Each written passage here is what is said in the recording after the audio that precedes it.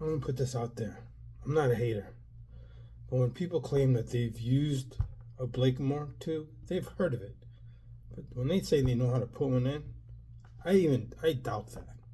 Their residents don't even pay attention when the seniors get taught by the attendings how to put one in, and not all the attendings want to share education with the residents, so they barely are up to date with information.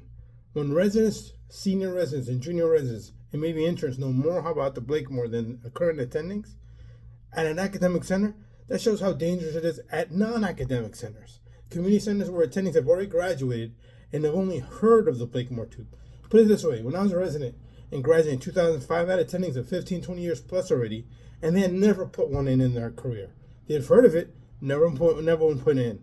And then I had quotes from a nurse who responded to me, in 20 years in New York City. So I trained at Jacoby in the Bronx. And this charge nurse who'd been more than 35, 40 years as a nurse, had only seen once a Blakemore tube put in for a massive GI bleed suspected from varices by a GI doctor, never an ER doctor. And put it this way, there one time she had a patient hemorrhaging, and they couldn't get one. Put it that way.